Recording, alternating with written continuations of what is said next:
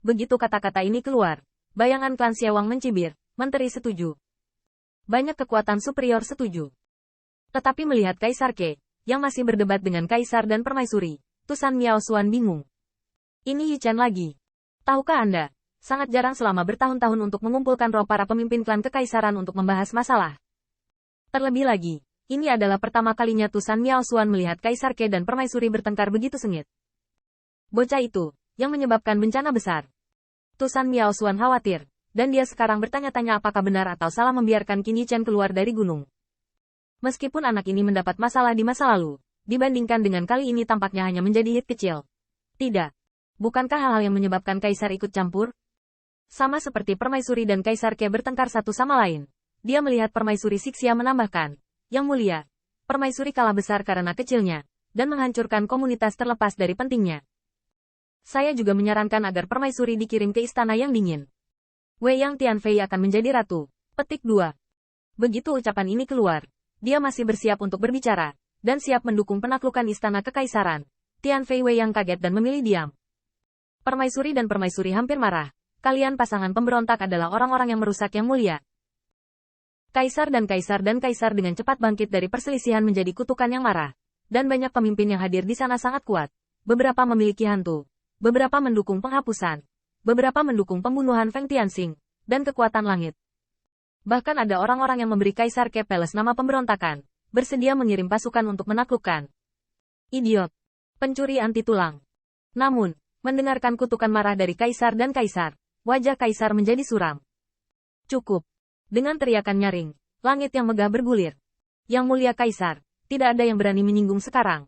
Saya memanggil Anda untuk membahas masalah ini, bukan untuk mendengarkan pertengkaran Anda. Berbagai kekuatan Kaisar yang bermartabat di surga bertengkar seperti bunga popi biasa, gaya apa? Pada akhirnya, Miao Xuan Tusan mengumpulkan dan berkata, Yang mulia, izinkan saya bertanya kepada junior dulu. Apa yang terjadi dengan 9 gagak emas?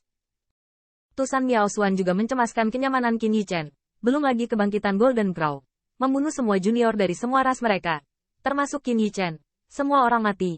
Apakah perlu hukuman? Mata Kaisar tertegun ketika dia memikirkan hal ini. Meskipun tingkat kebosanan dari Dewa Pedang bawaan di matanya telah meningkat berulang kali, 9 gagak emas lebih penting. Setelah beberapa saat, Kaisar Langit tiba-tiba terlihat rumit dan perlahan berkata, baru saja. Mingze memberitahuku bahwa gagak emas memang dikorbankan dan akan segera pulih. Dai yang membakar jiwanya yang tersisa dan mengubahnya menjadi panah dewa terakhir untuk melindungi umat manusia dan terus melanjutkan gagak emas menekan. Petik 2. Begitu kata-kata ini keluar, mata banyak kekuatan terangkat, dan terlebih lagi, kehikmatan dan kekaguman muncul di wajah mereka. Ada juga pembangkit tenaga listrik dari berbagai klan Kaisar yang menggunakan kekuatan supernatural mereka untuk menghubungi pasar jalan Lik, dan ini memang masalahnya. Setelah beberapa saat, banyak pembangkit tenaga listrik yang lega. Jika 9 gagak emas pulih, itu pasti bukan hal yang baik untuk alam surga Kaisar mereka. Miao Xuan Tusan dengan ragu-ragu berkata, lalu, Feng Tianxing dan ras manusia? Wajah Kaisar tenggelam, semuanya masih baik-baik saja. Begitu kata-kata ini keluar, Kaisar Ke tidak bisa menahan kegembiraan. Baiklah, baiklah. Namun, Permaisuri sangat marah. Bukankah ini sudah mati? Sial Dai. Setelah ratusan juta tahun kematian, dia masih bisa memberkati hewan-hewan murahan itu. Dan binatang kecil bermarga Feng yang berkolusi dengan binatang murahan itu. Tapi segera, Permaisuri kembali ke akal sehatnya. Dan ekspresi kejam muncul di mata dan Feng itu. Karena dia belum mati, dia harus diselidiki untuk kejahatan berkolusi dengan naga asli. Tanpa diduga, begitu kata-kata itu keluar, Kaisar Ke berkata dengan suara keras, Yang mulia. Permaisuri dan iblis kuno berhantu bersama untuk membantu gagak emas pulih. Untungnya, Tianxing bekerja sama dengan Istana Yan Wang untuk menekannya. Yutian ada di sini. Menantu laki-laki saya meminta bantuan Yang mulia. Permaisuri hampir gila. Ke Yutian. Tanda seru. Tanda seru. Bahkan sekarang, masih berani menggigitnya. Dia bahkan berani mengambil pujian untuk binatang kecil itu. Kaisar juga mengerutkan kening. Ke Yutian akan mendorong hidungnya ke wajahnya. Tetapi dalam sekejap, Kaisar surga menyeringai. Yutian, menantu laki-laki Anda berkolusi dengan naga asli. Buktinya kuat. Dapatkah Anda mengenalinya? Kaisar tidak bodoh. Dia tahu bahwa Ke Yutian ingin membodohi dulu dan membuat tuntutan yang sangat berlebihan. Lalu mundur dan membuat tuntutan yang tidak terlalu berlebihan. Yang membuat orang merasa bahwa ini tampaknya pantas. Trik semacam ini. Semua orang adalah eksistensi terkenal di surga Kaisar. Siapa yang tidak mengetahuinya dengan baik? Pada saat ini, Kaisar Ke, menghadap tatapan Kaisar, berkata dengan sangat serius, akui.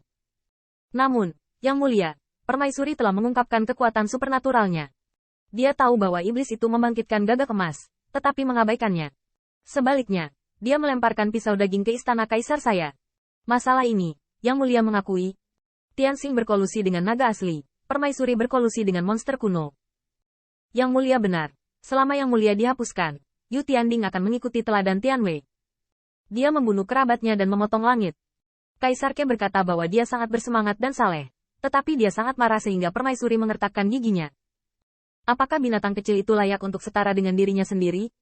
Namun, Kaisar Ke dibunuh oleh Permaisuri. Karena dia tahu bahwa hanya dengan cara inilah langit dapat dipertahankan.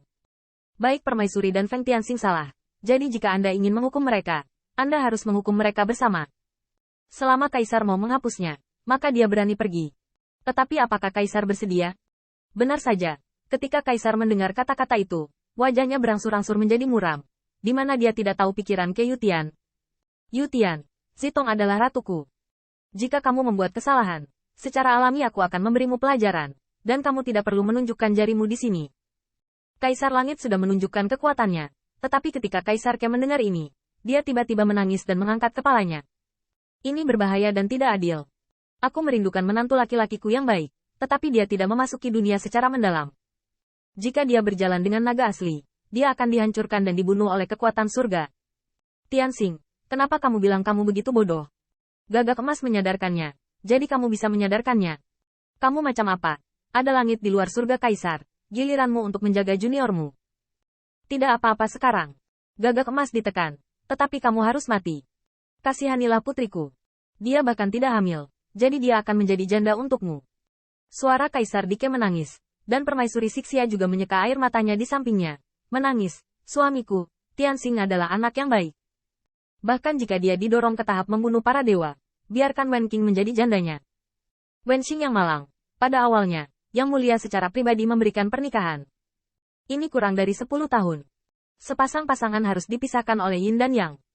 Tianxing, Anda sangat bodoh. Pasangan itu berpelukan dan menangis dengan sedihnya. Tetapi gigi Kaisar gatal karena marah.